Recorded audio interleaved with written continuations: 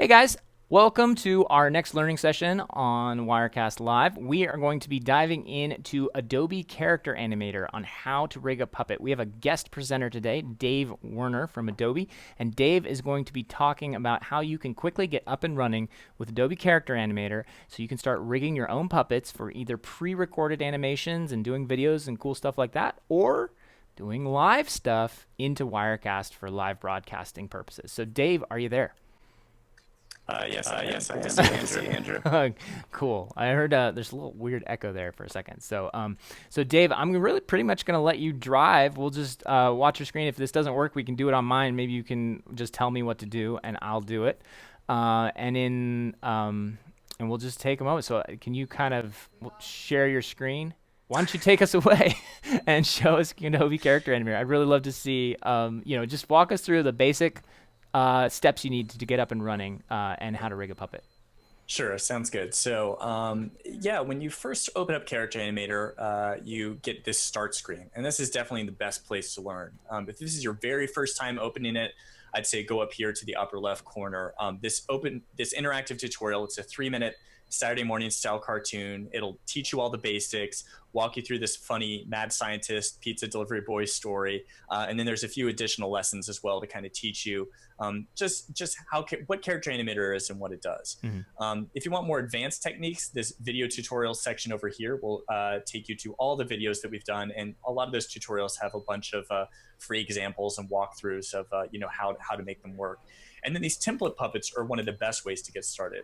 So for example, if I clicked on Chloe here, and she's named Chloe, CH for Character Animator, that's why she's named Aha, Chloe. gotcha. Didn't know that little inside tip. Yeah. So if I opened her up, she would open up here in Character Animator, and you'll notice at the well, it might be hard to see because it might be tiny text, but at the top of the screen here, we've got these things: rig, record, and stream.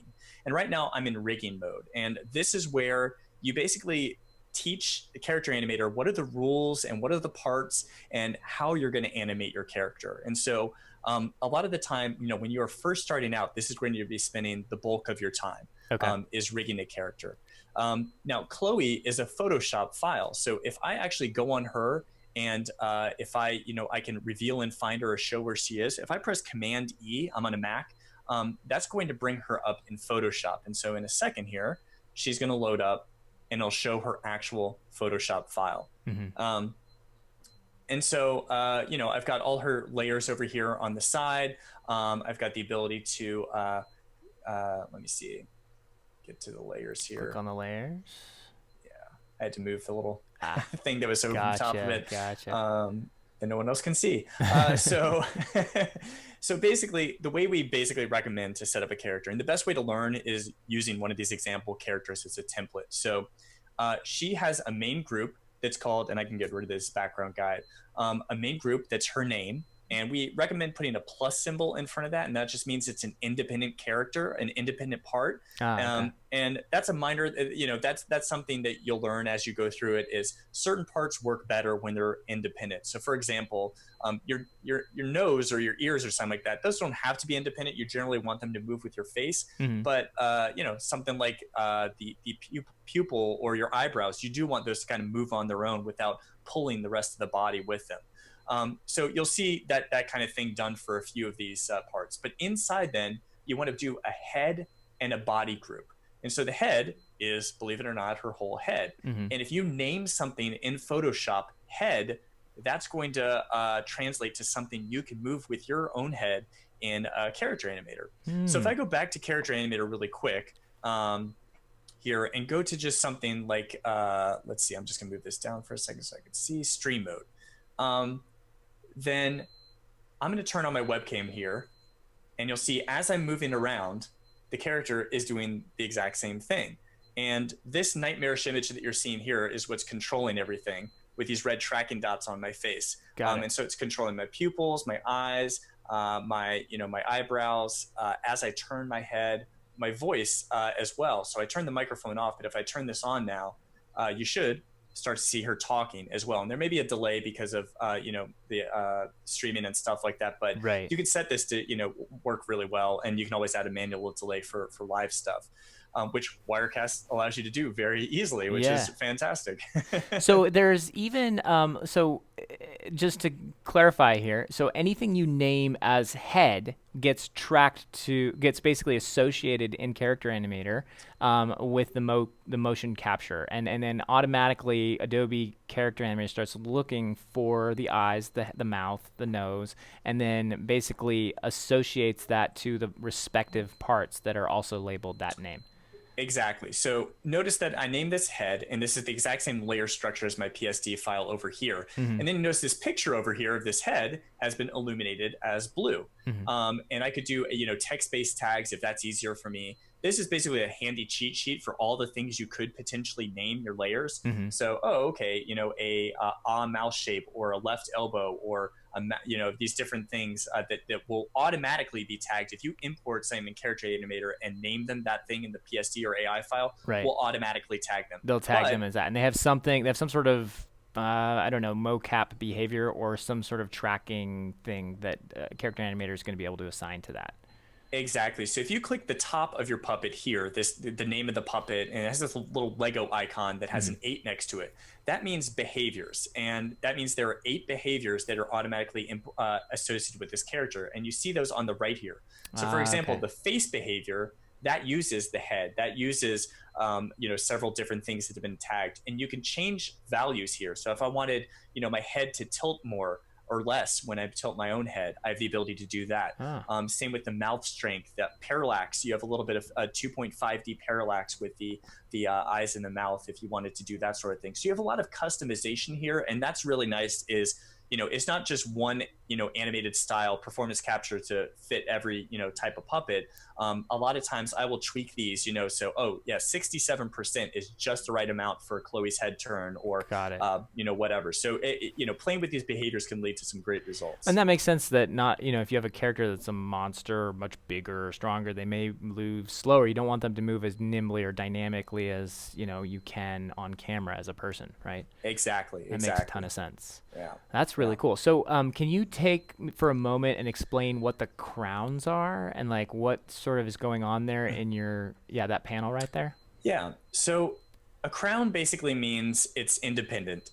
So that's that concept I was talking about earlier. So notice we had the plus symbol on Chloe up here in the Photoshop file, but that's been translated. The plus symbol isn't visible here. It's been translated to a crown symbol. Got it. And basically, you don't want to go too overboard with the crown symbol, but basically it's something that you would use if you don't want that part to warp or pull or affect the rest of the parts. So I'll give you an example here. The arms.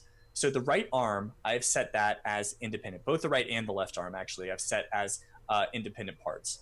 And so if I go over here to stream mode, then notice when I drag this, and I can even drag it really crazy if I wanted to, which you probably don't want to do. Mr. Fantastic. But notice that it's not like pulling her to the side, right? It's just doing its own thing. Same with my eyebrows. As I'm moving them, they aren't warping the rest of the face. They're independent. So, yeah, exactly. So that's kind of the basic understanding of it is if you want something to move and not warp or affect or push or pull other parts, that's when you make it independent. Got it. And so it's kind of a tricky concept when you're first starting out, but after you kind of learn the basics and you've been through a few characters, it starts to make a little bit more sense. Got it.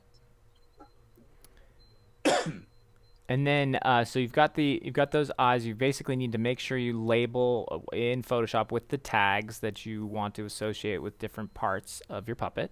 Okay, so that concept's cool. Then you import the puppet into Photoshop. And then you click on it on the left in your project side, and it looks like puppets are generally denoted by the tiny little sort of puppet, character icon next to their names, which kind of differentiate them from like scenes and I don't know, folders or something like that. And then you bring them into this rig panel where you can start to really fine tune how the puppet behaves. Exactly. So for example here, excuse me, if I click on this scene, this little clapboard thing for Simon's the Fox, that's going to bring him up here. And now I've got this, character. And not only do I have Simon's, but I also have this background layer of a grasslands. And, I could take that on or off if I wanted to. Got it. Is that also just a Photoshop file or? Yes, Okay, exactly. That's just a PSD file coming in. that's cool. And so you can bring, layer those as much as you want. You could have multiple characters in a scene if you wanted. That's so And crazy because just watching you do that, and I'll give you a moment to, if you need to kill your mic and do some sure. serious coughing, go for it.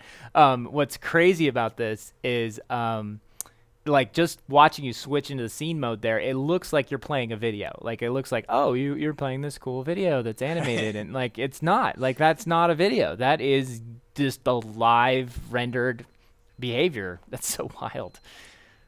Yeah, it's pretty awesome. So for this character, for example, so the live aspect is of course one aspect, but then you can also record performances. And so for this character, for example, I did a recorded performance where I recorded him waving and moving his head around, and all these different things, giving a thumbs up. And so you can do this by actually layering multiple performances together. Hmm. And I can record in slow motion speed to make it record slower and then make it faster and more fluid when you actually record it. So typically I'll record at half or 3/4 speed when I'm doing a recorded performance, and then you Hmm. can blend these performances together. So like when the hand comes up, that's a blended performance. It's a second performance. So it looks like I got everything right the first time, Hmm. when in fact I probably did 10 or 12 different takes and blended them together to get this looking great. Okay. So, and then what I'm also curious about is traditionally, if you want to like be in the same scene but change the camera angle on the character, or like I could see you wanting to start to cut, or start building not just what the puppet's doing, but then also the framing of it Sure. from the compositional perspective. Sure. Yeah. So this one, maybe I took it out, but this one used to have a thing that had a camera symbol. Yeah, it's not the right one, but Hmm. if you check on the example site for Red Monster and Red Monster Live, this guy's kind of our mascot. This guy does have a camera system associated in it, and like I was saying before with the leap motion thing or claymation or stuff, people just find kind of hacky ways to do what they want to do, and there's pretty much always a way to do what you want to do. You just have to kind of explore a little bit. Hmm. So for this, they actually did that frame by frame animation thing that I was talking about. They set that to show a different part of the Photoshop file and then delay it by like, okay, in 30 seconds, change to this part of the Photoshop file. And in 30 more seconds, Ah. change to this. And it kind of creates this, extra camera system. Now, it's a lot of work to do. And we would love to make cameras more intuitive and easier to use for people in the future. Hmm. But for now, there is a way to do it if that's what you want. That's And crazy. it allows you to do some, pretty cool stuff. So. That's very cool. So then the next question I have, so you're recording, you can record performances, you can go back, take another takes and blend performances so that they look intuitive, like it's all one take. You can trigger pre-recorded animations like the fire or whatever, which is in the moment, and then capture that right into a recorded file. Mhm. Do the recorded capture files, they take up a lot of room on the hard drive, or? No, not at all. The project, the Character Animator project actually has a bunch of files associated with it, but a lot of those are temporary files that are used to make the real-time performance run as fast as possible. Mhm. But the actual recording, yeah, you'll just have your audio files and some of those performance files, but it's not a huge amount of data for sure. That's cool. For the projects I've done, the main data is actually the character itself. Is how, depending on how complex a character you create. So. Number of layers and all that in Photoshop. Exactly. Now, Exactly. now tell me in the audio piece, and I'll let you get back to the rigging in a second. Sorry, I Sure. just wanted to get an overview here. Not a problem. This is my opportunity to pick your brain. So if you in I could see people wanting to process the audio with Hmm. either maybe upping their voice or putting on a filter to make it really deep if it's a character. Like, Sure. what sort of are you recommending they outsource that to, a sound editor and then bring it back in, or are there some basic tools in the program they can work with? Yeah, so working with external talk tracks is pretty easy. If you had a voice actor or someone who made something in the award-winning Adobe Audition or Hmm. Hmm. other similar sound programs, you could bring that in, and basically you would just bring, MP3, WAV file, AIF file, whatever, import that into your project, drag it into your scene so it appears in your timeline, and then you would just go to timeline, compute lip sync from scene audio. No way. And that'll go through an analysis process and basically do the lip sync based off of that file. So if I wanted Red Monster to sound like Donald Trump, I could bring in a file of that and it would, work just like that. And so it's amazing. Yeah, it's really nice to be able to do that. And people have used that in really interesting and funny ways, doing celebrities and making them control, a funny character or something like that. That's so funny. Okay. All right. Well, that answers kind of my question there. So not a lot of heavy effects, audio filters, or processing in Adobe Character Animator, but very easy to output those and bring them back in. Exactly. Yep. Okay. Sweet. All right. So so for the kind of the base capture, you might just do a flat standard voice or whatever, and then you get your kind of performance down or get the way you want to do it, or even just do the words ahead of time and then map them to the puppet later. Yeah, exactly. Like I will always start with the voice track just because that gives me something to react to and animate against. So usually that's an external track that I've done an audition and I get it perfect and get it right. And then I bring that in and then I say, oh yeah, he's going to be, angry at this scene, or this is when he has to have, fire appear on his head, or he starts to open his mouth like that. Yeah. And so I have the, turn the fire off. How do I do that? Okay, there we go. Turn the fire off. Turn the fire off. God. So I'll perform against that. And one of the other nice things that Character Animator allows you to do is record, just one thing at a time. So if I don't want to focus on the eyes, for example, if I just want to focus on my face movements now, so I'm not doing lip sync now, I'm not doing eye gaze, I'm not doing the keyboard triggers, I'm only doing the face movements. I can do that, arm the face over here, just make the red dot appear on face, then press record, and record a face performance. So blah, blah, blah, blah, moving around, that sort of thing. And so that's going to appear as a take down here, showing up. And let me delete this audio track that shouldn't have shown up because I had the microphone on. But this is a face performance. And so I can play this back and it will show the performance that I just did. And then what I can do is say, okay, now I'm just going to focus on the eyes, or now I'm going to focus on the lip sync, or now the keyboard triggers, whatever. And so you can build it focusing on one thing at a time. Because I find if I'm trying to do everything at once and do the key triggers and try to be funny live and all this stuff, it's just too much. Yeah, it's as you well know, it's difficult to try to do juggle multiple things at once. For sure. That was the piece that I was kind of missing there, was this kind of stackable, layerable, iterative process of building a performance through multiple techniques and isolating different parts of the performance. Yeah, and so I think that sort of thing helps you, and then you can fine tune it. You don't have to get everything right. You can, like I was showing before, blend multiple performances together and just, really build it up. So a lot of times I'll do a basic run through of just, okay, if I'm doing a 2-minute animated short, I'll do a basic run through of the character. And then I'll build things over top of it. Here's where I think it should point. Here's where I think its eyes should get really wide. Here's where I think it should get angry, and kind of blend those performances together. Do you find yourself chopping up audio blocks, like to, even if you processed them in like an audition and brought them in as one performance, but you need a little more time to get through that next animation before you start the next piece of dialogue or whatever?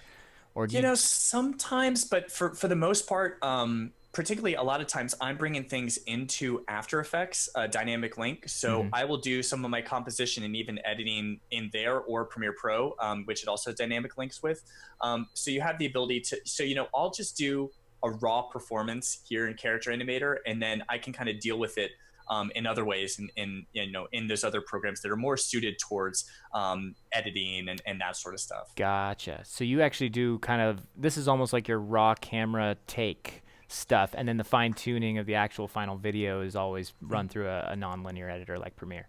Yeah, if I'm doing if I'm doing live, obviously I don't, I'm just doing it and whatever happens. Right. But here, I basically I consider this my actor or actress in a scene, and I will record their performance, and then I will bring those into and add a background and foreground and cameras and explosions and all that stuff in After Effects or something like that to have a finished full recorded piece. I see.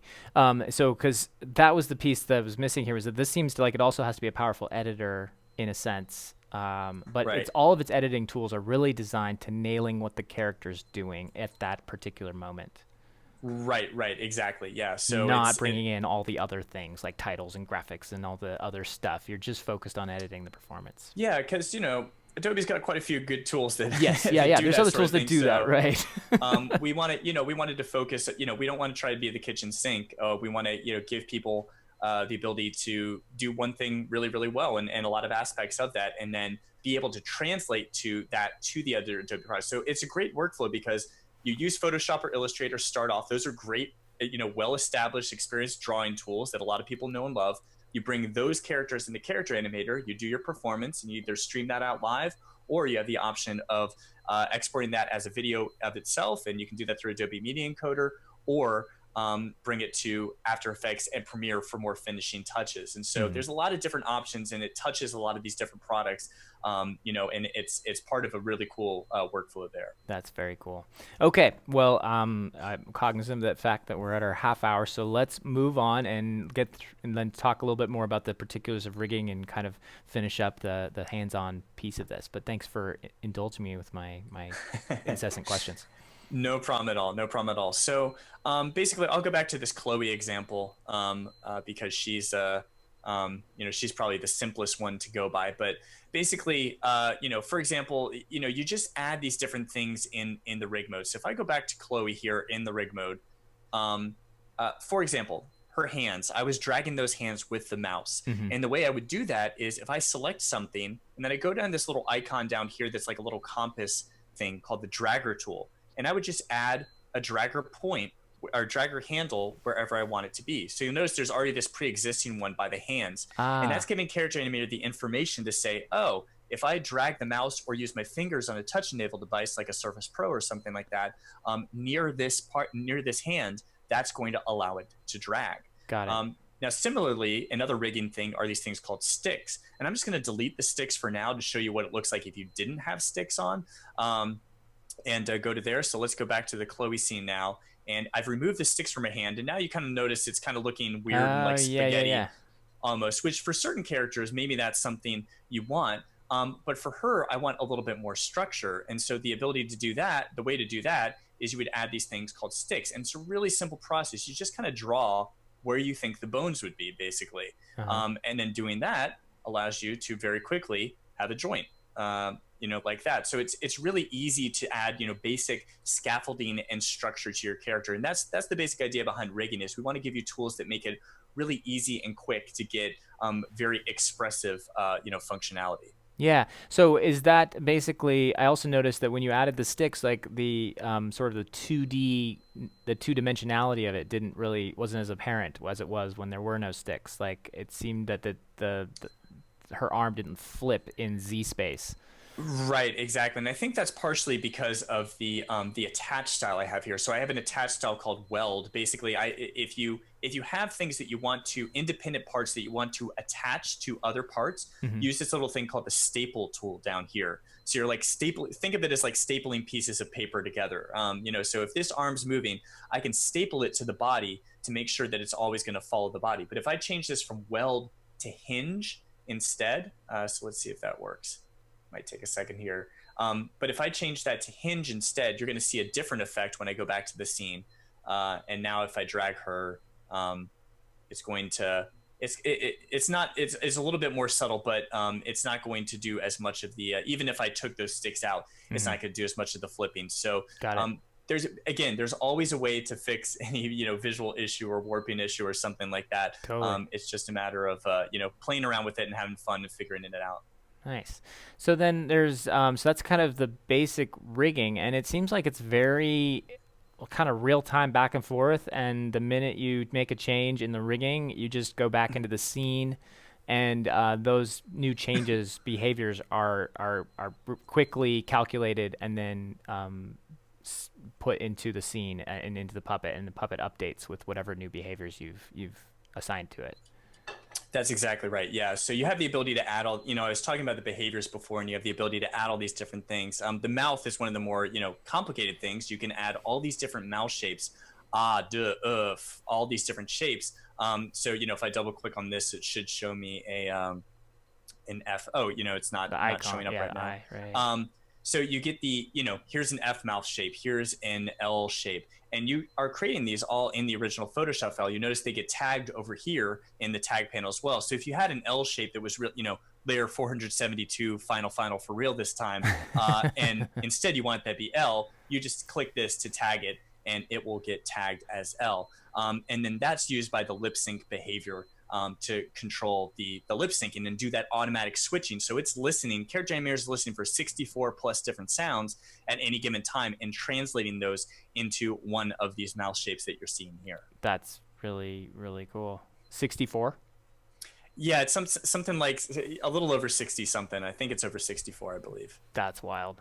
I've seen a spreadsheet with a lot of different, all the sounds and what they translate into, so there's a lot of sounds, and even in different languages, that might translate to a shape that looks like this mouse shape. Mm-hmm. And so those type of sounds that the microphone's picking up, that's going to show that. So, you can tweak it, and we've got a bunch of example mouse that you can use, and that's probably the best place to start, because making a full mouse set by yourself, particularly if you don't have experience with this sort of thing, can be quite daunting. But again, starting with the template characters is probably the best way to get started with that sort of thing. Okay, so you bring in your layers, you tag them or label them in Photoshop or Illustrator. Before you do that, you bring them in here, you kind of check the behaviors relative to the tracking and to what you want, and then you come back and maybe rig the puppet to kind of behave the way you're expecting it to or want it to.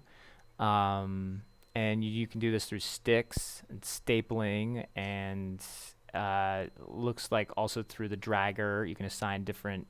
Is there any other sort of rig methods? It sounds like there's also the audio recognition and the voice mapping, and then sort of the face tracking. Sure, and then she's even got some little physics. I love adding secondary animations to a character, little animations that you don't even have to think about when you're animating. So there's a little pendulum icon here, and that's the dangle tool. And so she's got these little hair twirls on her side, and if I add a dangle point there, that's basically going to say, pretend like that's a little weight, a metal ball that's pulling the character down. And so if I go back into the scene, notice when I move back and forth, her hair kind of dangles a little bit. That's clever. And so you'll do that to a lot of, if your character's wearing a hoodie, the strings, or a necklace, or the hair. I love adding those types of little details to kind of, swish back and forth. There's also a full, particle system and some other physics related things in Character Animator. So it's fun to play around with that stuff, because it just adds a little extra life. It doesn't feel as flat when you add this sort of thing. And of course, you've got the ability to really play around with that stuff. So, if you change the spring stiffness, you can make the hair longer and crazier, and it's going to go in front of her neck. That's so amazing. Yeah, that's so cool. So it's also, and so the reason it's going in front is because the head layer is above the body layer, kind of, right? Exactly. So it's all about the ordering of your Photoshop file. So if you wanted that hair not to show that way, you could actually put it in a folder behind the body, and have that connect instead. So got it. Yeah. No worries. There was no need to here because her hair wasn't long. Right. So that's so cool. And then I love that the physics behind this is so incredibly clever, because Character Animator is taking these After Effects level like morph and sort of like, extension stuff that is, and just applying it to these layers and extending those colors. There's no gaps. It's really, really incredible what it can do. Yeah. It's fun, and it's just fun to play around with. I mean, anytime we show this in a demo, and you probably saw this as well at your booth at NAB, is people just get in front of it and they're like, oh, I'm controlling this character. And they start making goofy voices and funny faces. And, it's great with kids too, playing around with it. So it's just a fun, that's part of the experience, is we want to make animation fun for people. And this kind of allows you to, instead of fiddling with keyframes and other things like that, you're just acting, you're just performing and being silly. And it works out most of the time. Yeah, and assigning different, for the geeks here, assigning different physics behaviors to different parts of the puppet to behave. That's really, really cool. So Dave, is there any other thing that you want to show before we sign off for today? Anything else you think people should really know to get started, or anything else inside the program that you didn't touch on? The last thing I would say is just that the most recent release that we showed at NAB added quite a few things, including a new walk cycle. So I'm going to switch to this that robot character we were talking about earlier here, and the walk cycle just, if you've ever tried to do a walking animation before, it can be really difficult, time consuming, and to make it look natural and right is a very difficult thing. So, this guy, this robot that I made, he shoots out flamethrowers and lightning and has a sword come out of his hand, among other things. Right. But he also has a full walk cycle. And just like we were talking about with behaviors, you notice he's got a walk behavior down here. And so the way I would add that to a character, if you're interested in doing this, and this character is free to download, as are, a bunch of these, you just select your character, you go over to behaviors over here on the right, and you click which behavior you want to add. In this case, you select walk, and then you've got all your different walk parameters. So if you want him to run or prance or whatever, you have the ability to do that here. How long is his stride or his step or that sort of stuff? So you have all these options here. I just say that's a fun new thing to make your characters a little bit more mobile and do some cool stuff. Is there a way to trigger the behavior? So let's say you want the character to be stationary at first, so you can do some stuff, and then begin walking, and so you hit A or W for walk or something, and then it starts him into the walk behavior and then stops. Like, is that possible, or you really recommend doing those in different takes? No, you can definitely do that. And if this loads up, this is that stop motion character we were talking about earlier, Maddie. And she actually has 3 different views. She has a front view, a left view, and I know this is a highly entertaining loading screen as we wait for it to load up. Right, the white. It's the Yeti in a snowstorm. Wendigo in a snowstorm. Exactly. But yeah, basically you would create multiple views of a character, and then you can trigger them by pressing the arrow keys, left or right. So if she loads up here, you'll see that in a second, where I can say, okay, when I press the left key, if something is named left profile and it's in a group that's tagged left profile, that will move when the character goes to the left. So here we go. Okay, so here she is, the Maddie character. And if I press left, she walks to the left. And cool. If I stop, she stays there. And if I go to the right, she goes to the right. And notice I've also got these other scene elements like the bike and the shadows of the tree and stuff like that. So this is great, particularly for a live stream. Andrew, you could have an animated version of yourself that kind of paces back and forth, and talks and says, blah, blah, blah, blah, blah, and does all this stuff. She's also got the arm crossed there, awesome. Stop motion. So lots of cool possibilities. There are so many possibilities. I just look for that coming soon to a tutorial near you. There you go. So... wow, that's so cool. So the walk cycle sounds like a really big deal, because before you just couldn't really do it that easily unless you were manually just doing everything, I assume. So now you've kind of just added it right in, and it's quick to rig up. Yeah, and it's never been easier. I mean, this this character Walkbot is one of our example characters, and right now he's not moving at all, but all you have to do is take different parts and say, okay, I want to make his, I'm going to add his waist like right around here. And you just use this little visual tag system for his hip and his waist. And I'm just going to make the head, tag that as the neck. And even with just those 3 parts, you'll start to see that already he's starting to kind of bounce a little bit and start to move and get going. So you have a lot of, the ability to add that and start to add the walk. Oh, I don't even think I added the walk behavior to him. Is he actually? I don't think he's even moving. Oh, yeah. Here we go. See, I should have followed my own advice. Boom. Add the walk behavior, then go to Walkbot. And now you see him. Okay, now he's kind of jumping up and down and doing stuff. So it's really easy to, just keep kind of going down that route and adding things, So, okay, I want I'll just do one of his legs, because I know we're finishing up here. But if I do, his left leg and say, actually, let me start with the, I think the right leg's in front. Right leg, yeah, that's the one in front. Yep. So if I do that, right knee, right ankle, right heel, and right toe, you'll start to see immediately when I go back to the scene, he is going to now start like he's skateboarding or something yeah. And you just do the same thing with the left leg, and pretty soon same thing for walking. the leg. The arms you can do as well. So you add all that stuff together and you get a fully walking robot. So if you watch on my YouTube channel, I've done the NAB presentation that I did is there, and I rigged this guy in 2 minutes and get him up and running, and it's pretty cool. Well, so how do you so here's my question is, so it looks like by default he's just doing a walk cycle, he's just doing a walk behavior, just like the breathing is on by default with some of your characters, like Wendigo and others, which really makes them so lifelike. And it's so cool to have those default, just Character Animator just does that naturally, and then you can layer your performance stuff on top. But if you don't want a walk behavior to just trigger immediately, but you still want to apply the walk behavior, how do you basically make Walkbot stand still by default, but when you start wanting to walk, then he starts to walk, like the left or right arrows? Right. So to do that, you would need to add need different views. So Okay. this guy only has one view, his side profile view, Right. and it's fun. I can make him do the run and the other things like that, and it's fun to play around with. But what I would need to do is basically like let's look Well, at the could you just keep structure. him at the same view, like side profile, but now he's just stopped? He's just not walking?